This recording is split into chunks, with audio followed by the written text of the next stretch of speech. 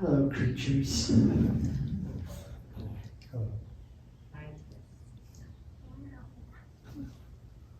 what kind of creatures are you tonight? I was thinking about, there's a bar close to where I live, a taco bar, and one night my partner and I were sitting having tacos and margaritas, and for some reason we just started looking at all the people sitting at the bar and just imagining what kind of creatures they were. And it gave us great fun for probably a good hour. Is that person like a zebra, a gazelle? Like, what's that? I don't know. No, definitely an ostrich. And what was funny about that was how apparent it was to share the opinion. It wasn't, it was just sort of, it was obvious. We've got some friends tonight. We'll get to them.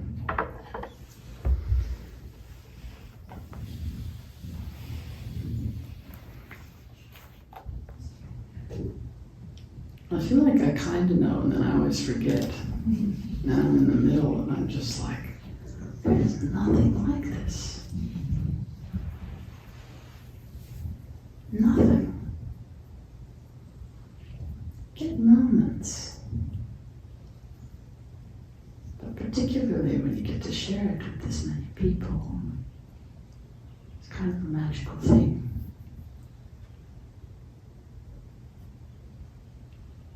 And it feels like, I know I heard Todd sent you out to have a creature encounter for a walk this morning. And creatures are amazing for many reasons, but one of them is that they just seem to enchant our imagination. And in some way, they become windows into our own mind. Parts of our own mind or parts of our own character become apparent through encountering them, or what they bring up in us, or what we imagine their lives are like, or whatever it is. And I keep thinking about the story that Allison told the other night about her brother, and how he was so enchanted by this owl that he just had to have it.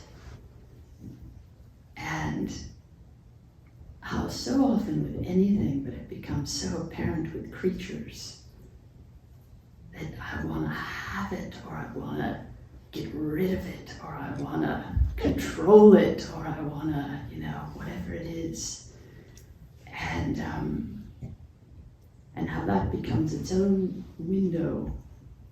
And there's an artist, I ran across, there's a book, kind of a combination book of dream animals with paintings of this. It's kind of commentaries on imagining into what these animals hold inside of us, but also paintings by this woman named Margot McLean. And one of the things, I'm going to tell you what she said because I thought it was really interesting. Because she finds, she paints not unlike Allison does when a koan comes and an animal might come with it. There's an autonomous quality to the animals that visit her. And sometimes they're endangered and sometimes they're not. And sometimes people try to say, oh, it's good, you're trying to save the animals. And she said, no, I don't have an agenda with what I'm doing with them. That she said, I'm not trying to warn anyone that the images of the spirit of the animal with their own autonomous life, they come and go, and you can try to hold on to them in the mind's eye or get them to come out and stay still without losing that quick moving and subtle fleeting thing. And it's like, we want the enchantment of the wild, but we want to grab onto it or hold it or control it, which sounds quite a lot like having a mind. I'd like it to be creative and interesting, but actually I'd like it to be exactly how I want it to be when I want it to be, and no way else. And she said, this was my favorite part, she said, I've lost a lot of animals that just wouldn't stay in the painting. I tried, and then I just had to let them go. And I've also been thinking about, so that's one kind of encounter, is these fleeting things that we're always trying, we're so taken by, but then we want to grab them or push them, and there seems to be often very little accident about what finds you when. And, for example, when I was a kid, my mom is terrified of badgers. Like absolutely terrified, and the entire camping trip would usually surround avoiding badgers. Everything. And of course, what would you get? Badgers. You'd find their holes, you'd find their tracks, you'd find all sorts of things. And we were coming out of our camper one time, and she said, you look down the hill and there it is standing up, and she said, there's the fucking badger. And it's just looking at us, probably thinking like, why do you keep thinking of me? But it gets stranger than that. A few years ago I was on, sort of trying to find myself, whatever that means, and desperately looking, and went on kind of a nature retreat. And one night we were supposed to go out into the dark and try not to use your light and just see what you might meet and what you might encounter and what you might be afraid of and all these sorts of things. And about a minute or two into this exercise, I go out and I hear this noise shuffling about 15, 20 feet from me. I'm like, I gotta turn on my light. What is it? A fucking badger standing at me. I thought, no, And the best part was, so then I sort of skittered away, and then I ran into a skunk, and then I ran into a pig, and then I ran into a fox, and I just thought, wow. Then I just sat down, for the rest of the exercise, sat down in the dark by myself. The next day, this is oftentimes what happens as well in Dokusan or practice. I went to the guy and I said, well, but really, when do you know, it's dangerous? Badgers can be dangerous, and do you think, what would you do? Have you ever had a... And he said, in 35 years of doing this, I've never seen one.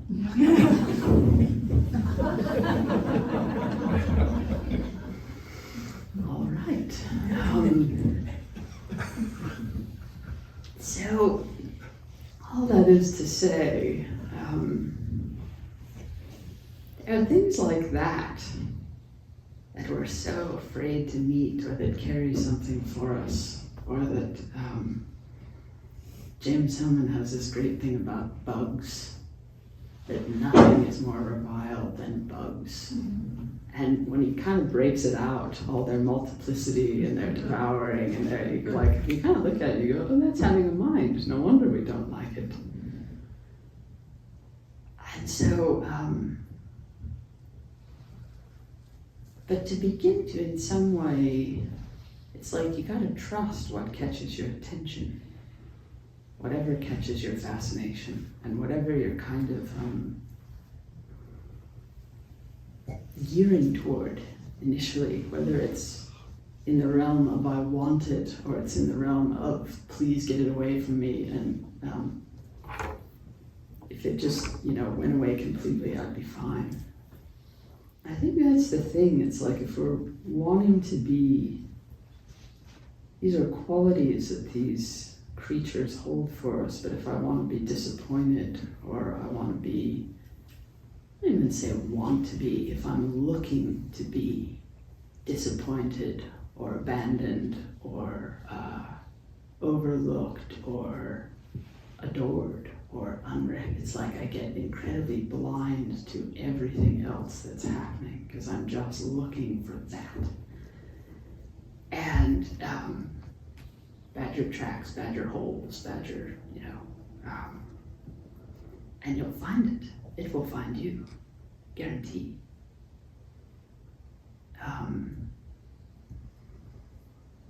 and said, well, I don't know, I'm going to tell you a few little stories about that. The first is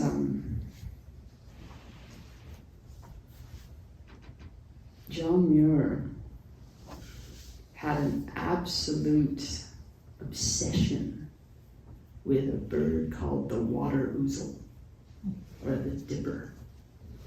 And he spent like a good 10 years looking for encounters with the ouzel. And he writes about it, and I'm going to tell you a little bit about what he says, because you'll see what it starts to really be is a kind of mirror to his own capacity for awakening. What he sees in this bird, who does sound quite remarkable. I haven't seen one, but you'll see it's in him as well. So these are little birds that are about the size of a robin, and they live in waterfalls. They live right in the water, and they nest in the water, and everything happens for them in the water. And he says they're ever vigorous and enthusiastic, yet self-contained, neither seeking nor shunning your company. Among all mountain birds, none cheered me so much in my lonely wanderings, none so unfailingly. For both in winter and summer he sings sweetly, cheerily, independent alike of sunshine and of love, requiring no other inspiration than the stream on which he dwells, while water sings, so must he. In heat or cold, calm or storm, ever tuning his voice in sure accord, low in the drought of summer, and low in the drought of winter, but never silent.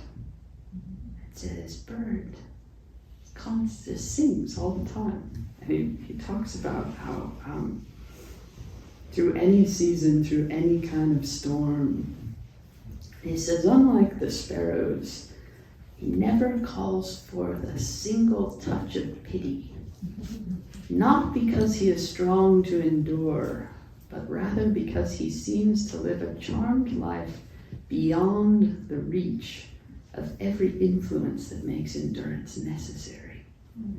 But not pushing through, he just doesn't need to endure, he's just in his life, he's in his stream, he's in his song. And apparently this epic snowstorm happened, and everything, all the poor other little birds are shivering, the falls have stopped, everything's happening, and Muir says, everything's so quiet, but this bird's still singing, and he says, apparently unaware of anything extraordinary about the weather.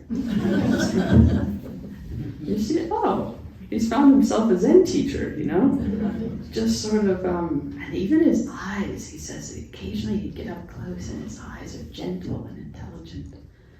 You can see, just getting a sense of, this is a possibility in life, these qualities exist. They somehow are being awakened in him.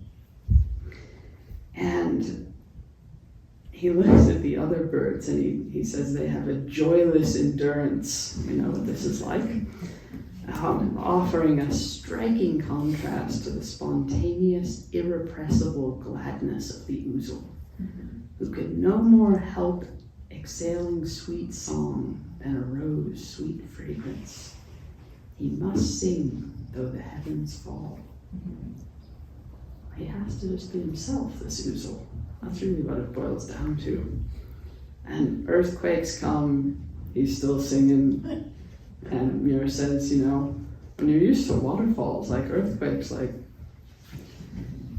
they dive down for 2 or 3 minutes and sort of fish along the bottom. They go along the bottom and then, dive back up.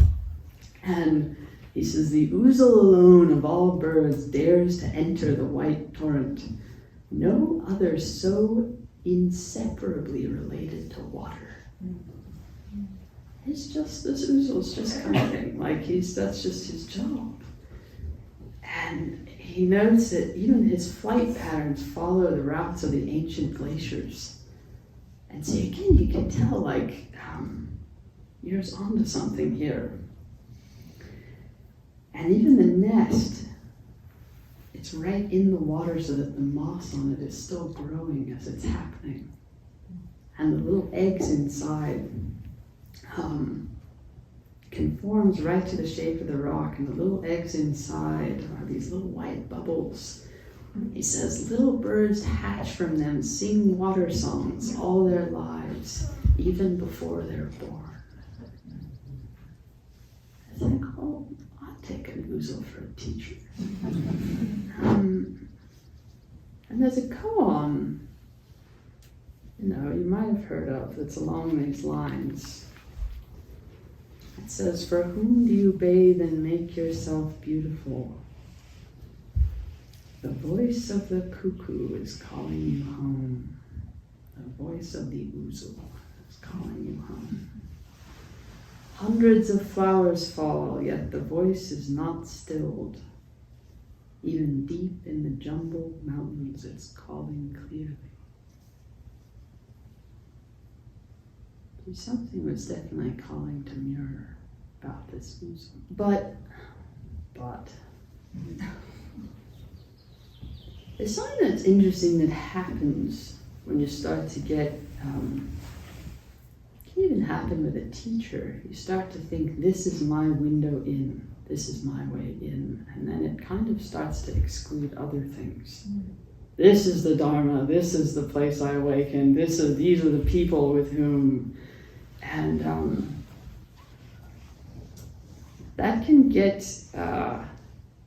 tricky because it starts to sort of cordon off reality. You start to see things in terms of,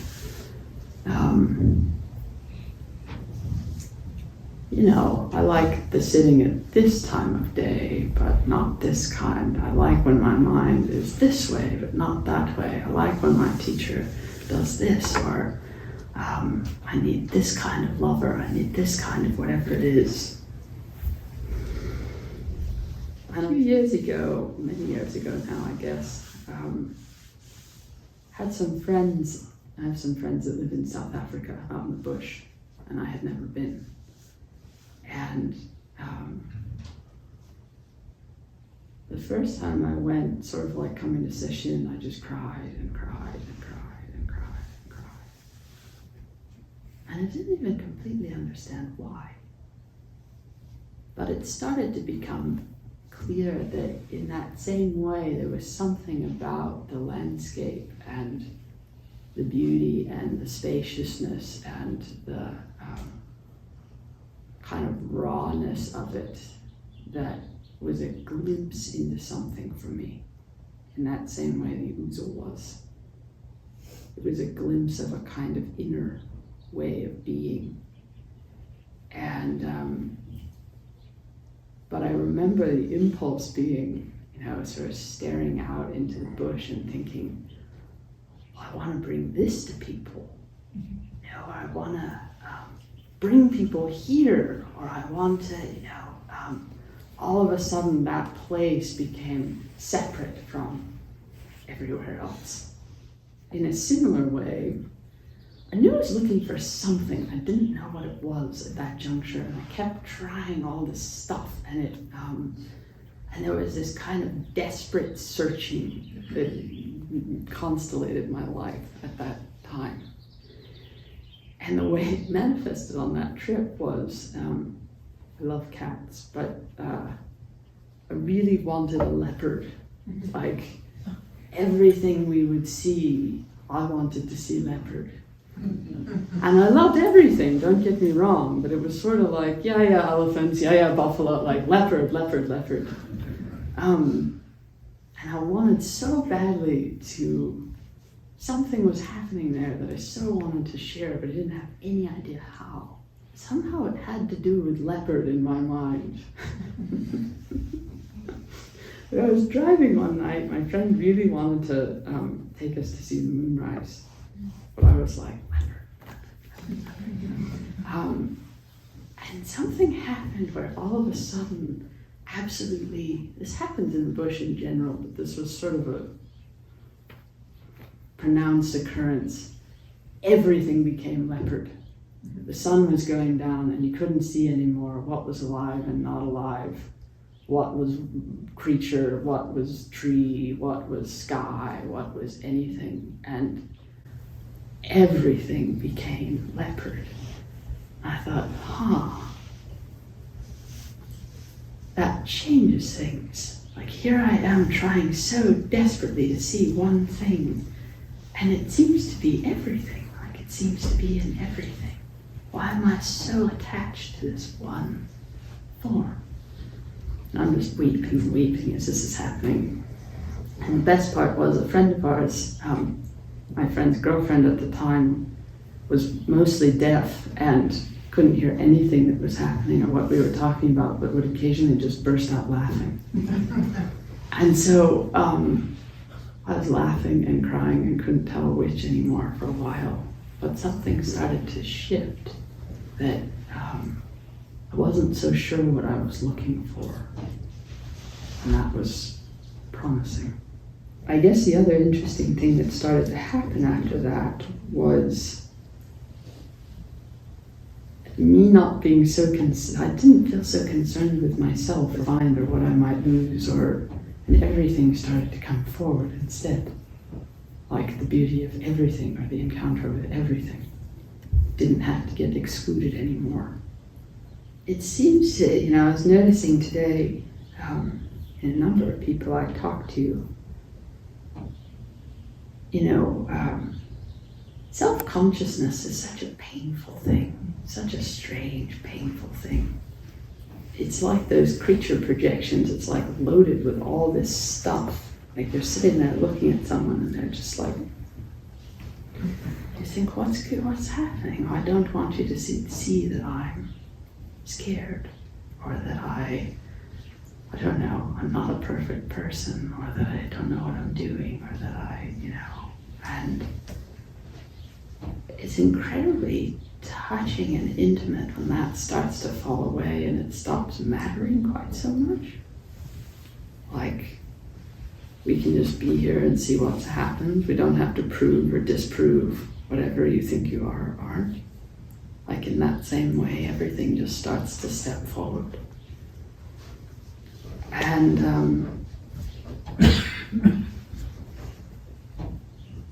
whatever that quest is, it might be a quest for love or approval or safety or whatever it is.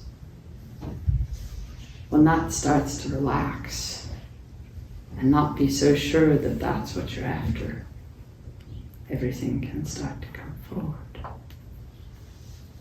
And so I want to say a little bit about the guy who came up with this cuckoo koan.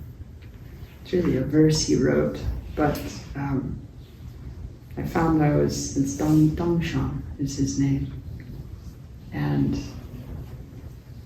he became quite a prominent teacher, but he came to learn about Zen during, I don't know, it's almost like, I was thinking about it as like going to study painting during the Renaissance or something. Like, he had his pick of so many teachers that he went around to see, and they shaped him. But his first question was really, he was a pretty young guy, and he was reading the Heart Sutra, like we're reading today. And he came across the part that was, no eyes, no ears, no nose, no. And he said to his tutor, well, but I have eyes and ears and nose, and so what about that? And his tutor said, Dongshan said, why does this sacred scripture say there are none? And his tutor said, I don't think I'm the teacher for you anymore. I need to get you someone else. And so he took him to someone who had studied with one of the great, Grandmaster Ma and a guy named Shito, were the two big pillars at the beginning of the koan tradition. And he took him to one of Shuto's disciples and said, help him. He's got questions I can't answer. So he did stay with him a good little while, but eventually he really wanted to go on pilgrimage, and so he got sent to quite a few notable masters at the time. But the two I want to tell you a little bit about is Master Guishan. And his question had kind of started to change, but what he basically said to him was, I've heard that Master Nanyang had said that inanimate beings can give the spiritual teaching. I'm not sure I understand this clearly. So already it's like, well, some things can teach it and some things can't. What about that? And Guishan says, well, what did you hear about it? Tell me. And he said, well, here's what I read. A monk once asked Master Nanyang, what is the mind of the ancient awakened ones? Nanyang said, fences, walls, tiles, and pebbles. And the monk asked, aren't fences, walls, tiles, and pebbles non-sentient? Nanyang said, yes. The monk said, well, they can expound the teaching. He said, they expound it brilliantly without ceasing. The monk said, well, why can't I hear it? And Nanyang said, you may not hear it, but that doesn't mean others can't hear it. And the monk said, well, who can hear it? All sages can hear it. Master, can you hear it? If I hear it, then I'm not the same as the sages, or then I'm the same as the sages. Then you can't hear me give the teachings. I expound the teachings for the sake of sentient beings, not for sages. He says, well, but after they hear it, then what? You can tell how this just goes. He says, then they're not sentient beings. And so Dongshan, before he was Dongshan, Liangji, Guishan, he said, all right, so this is the story, please help. And Guishan said, I have this teaching too, but one rarely finds a person who understands it. Dongshan says, I'm not clear about it. Can you please give me some instruction?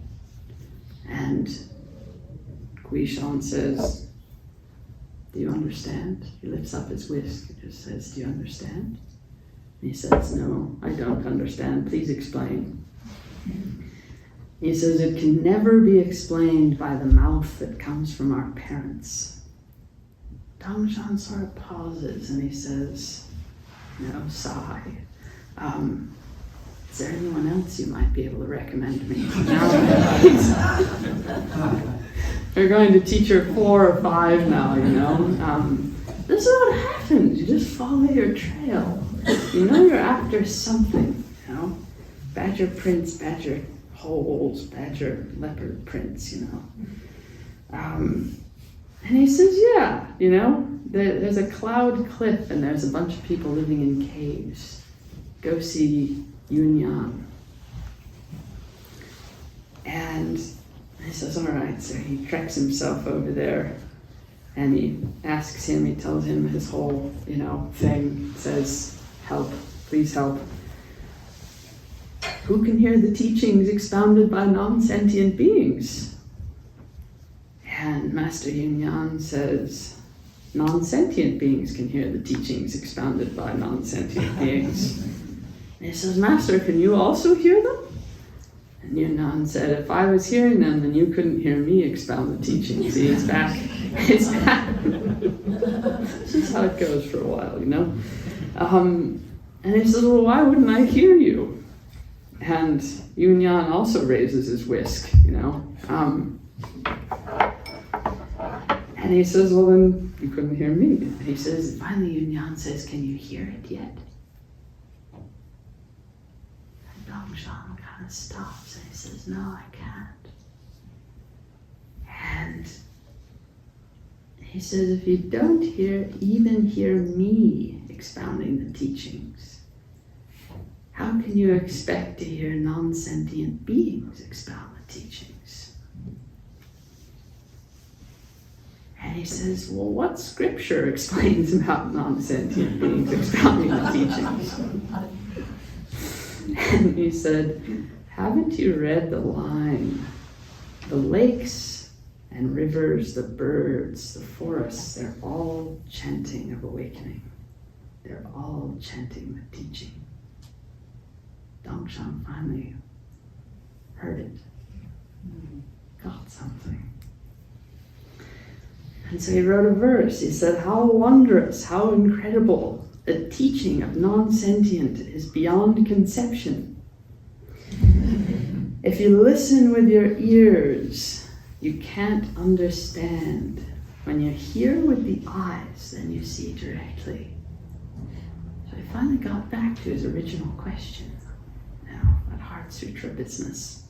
So he stays on with Yunyan. He likes him. Something jives. He has his oozle, I suppose. And he comes to him. I'll just tell you a couple of their encounters. He comes to him and he says, I have some habits I've not been able to stop. Anyone know about this? Do you recommend any particular practices? And the master said, well, what practices have you been doing? And he says, I'm not even practicing the Four Noble Truths. And the master said, has this not practicing been joyful? And he says, it's not without joy. It's like sweeping up shit into a huge pile and then suddenly finding a precious jewel within it. I like this guy. So he stays for a while and deepens his realization, you might say. But eventually, he's a wanderer. He wants to keep seeing what he discovers. And so he decides to leave, and the master asked him, where are you going? And he said, although I'm going, I don't know where I'll end up. And Yunyan said, if you leave, it will be difficult to meet again. And Dongshan said, I feel it will be difficult not to meet. And Yunyan didn't respond. They just sort of felt that. I think it will be difficult not to meet.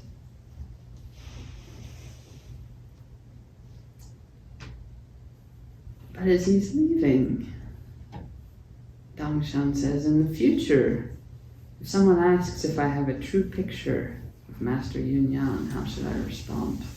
Here he's doing it again. It's here. I can take it with me. And Yunyan just stopped and said, just this is it.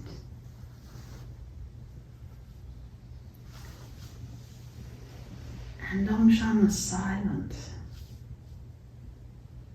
I think he finally got, Didn't need to take anything with him. Just this is it. He didn't totally get it yet. But when he left, Yunyan said to him, now that you've taken on this great matter, now that you kind of get something, you must pay very careful attention. And so he leaves. And he kind of gets something, but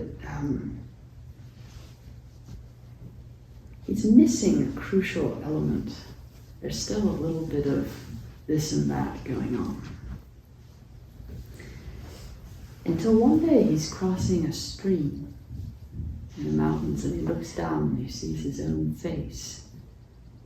And he has this kind of sudden realization. I like our translation, because you ever, somebody told me this the other day, that when they're in Sesshin and they look at their face, sometimes they're just not even quite sure who they're looking at. But they know that just like Dongshan knew, you start to know suddenly you're becoming included in whatever this awakening business is. It's not something you have, it's not something you get, it's not something you inhabit, it's just something that's in everything. And he says, just don't seek from others or you'll be far estranged from yourself. Now I go on alone, but everywhere I meet it. It now is me. I now am not it. It now is me. It now is me. I am not it. One must understand in this way to merge with suchness.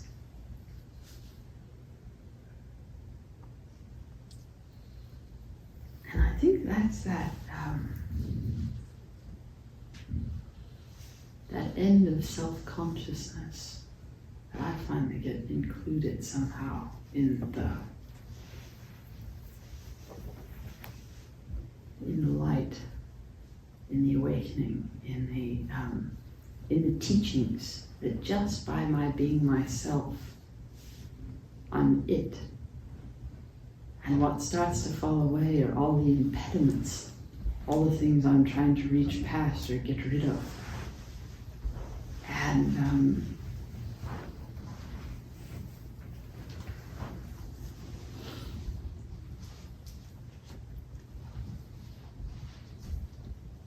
someone told me a story today. And somehow he had just immense despair this morning. Like everything had drained out, all the meaning had drained out of his life. He couldn't see how he fit into anything or how anything might be real or worthwhile and that's the thing. If I don't somehow find it in my own heart, in my own being, in my own nature, it's pretty hard to find it out there. And he was feeling this way and just thinking, he didn't even know what was real anymore or what mattered. And all of a sudden, a hummingbird just came and buzzed right in front of his face. And it just stayed there for a good long while and just looked at him. And he just kind of looked back. And it zoomed off. It was almost like he completely forgot. Everything that just washed away. Suddenly he wasn't falling out of the universe or left out of the universe, or that it was him. It now is me. I now am not it. And there's this constant toggling back and forth we seem to do with that, where I was talking to someone today about just that edge where you approach of losing yourself, and then you get scared and you want to grab hold for something, some opinion, some fear, some belief. Our badger's really dangerous. And I was having myself, I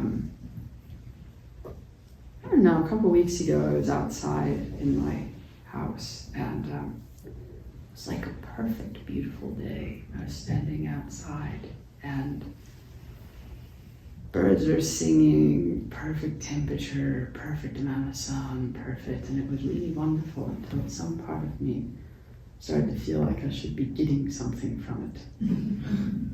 Like, what does this mean? Or what am I supposed to be learning? Or what am I doing with my life? Or like some self-consciousness just started to, and then I started to panic about that. Oh, well, I can't even enjoy the beautiful day. What's like it just,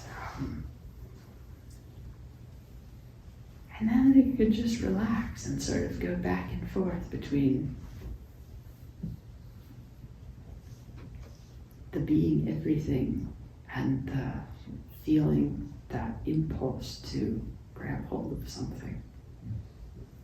And it was almost like a dance that just went back and forth, and it's like practice just becomes that. There are times I can bear the intimacy and there are times I can't. And there are times I have absolutely no idea who I am, and there are times when I put on something.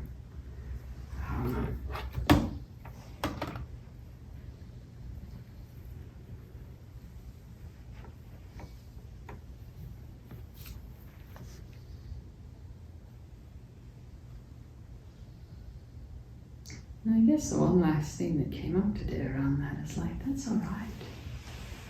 Like the idea isn't to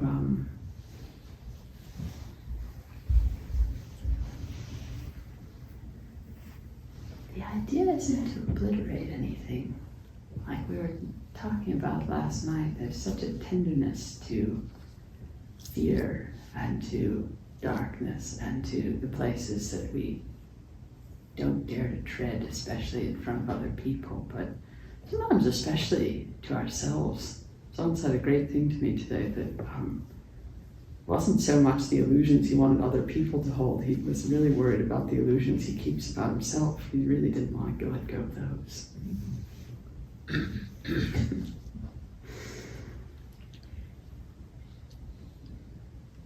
And so for who do you bathe and make yourself beautiful? Oh, hey, what brings you here to this moment? It's nothing to figure out, but you can kind of find your way down into it. The voice of the cuckoo is calling you home.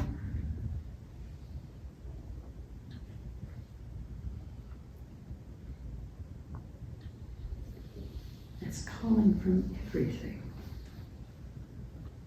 Hundreds of flowers fall, yet the voice is not stilled. Even deep in the jumbled mountains, it's calling clearly.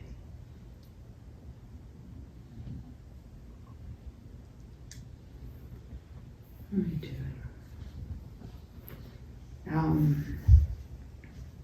That's all I want to say, but I'd love to hear if people have had any animal encounters, brief. But if you've had something happen that's touched you or surprised you or intrigued you, in a teaching you've received out there, I'd be interested to hear it.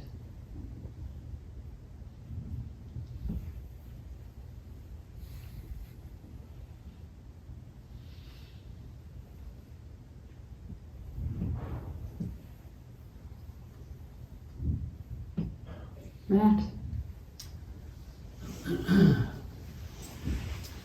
my walk this morning, I encountered a tick hanging out on the tip of a dry grass. And normally ticks are just like, no, get away. But I just took a little foot, drew a little foot back, and I walked on. That's great. That's interesting how it's true that become, I notice when I see one on my cat or myself, or it's just like death, death, fever, pain, and I think, and they always say, kill them, don't let them, and I always think, oh,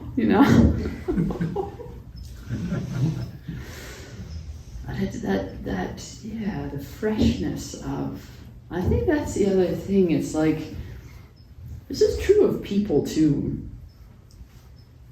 When something's not holding my projection so intensely, I can actually see what it is much more clearly, and I have way more choice in what might happen.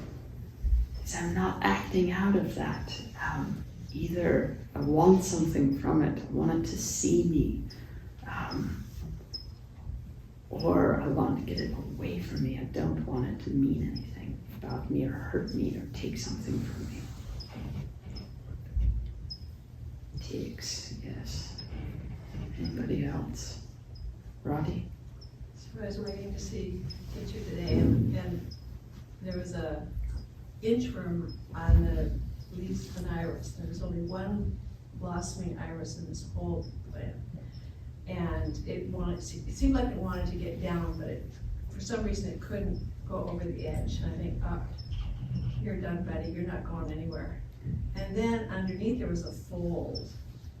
So it got underneath, and then that way got to the stem, and then it started going down the stem. And there's one side that seems to be able to hold on with this mouth, and the other end is thin, and it only can curl. So we're watching this, slow moving thing, and then it starts to go down. And I have there's one dead blossom, I think that's probably what he wants. But, so, and then he started to go up a little bit, and then I had to go, but I watched it for a long time. And it's, you know, it's saying that it catches the one side, and then it flips up, and then it holds on with the mouth, and it was just fascinating. That's great. And I don't know what it was looking for. That's interesting.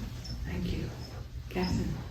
I think it was the first day that we were here and I was walking in the courtyard and there was a little hummingbird that was taking absolute delight in having a little shower in the water.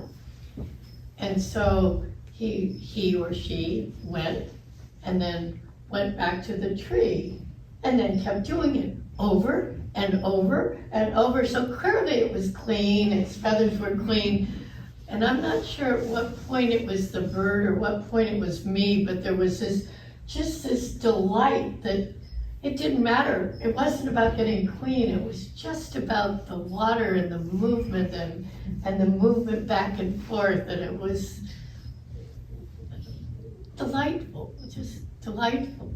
Yeah. Thank you. I had an encounter with a snail in the cloister on the ceiling by David's room. There's a snail up there. It was just like, it's got a long way to go. I've never seen a snail on a ceiling. I don't know if I think if it's dead, it must have fallen off, so. Fallen off? It's alive. It's moving along. Thank you. John Bennett. First morning walking in the trees, the woods over here, I ran into two babies, fawns, little tiny things, coming around a tree, and there they were, and here I was, and I froze, just didn't even put my foot down in mid-step, just totally froze. And they stared at me, I stared back at them. They didn't know to be afraid of me, and they weren't quite sure what I was. And we just stared at each other for a very long few moments. And then Mom, who was sort of over there, decides maybe it's time to go on somewhere else. And she kind of corrals them, chews them, and they go trotting around the corner, around another tree, and with that just vanish, like poof, like they never were. Wonderful. I love what you just said. They didn't know to be afraid of me, and they didn't know what I was. I was like, I don't know, try that sitting in front of a person. You don't know to be afraid of them, and you don't know what they are, and you don't know what you are, and see what happens. Try it right now, actually. Just look at someone. Pick someone relatively close so you can actually see.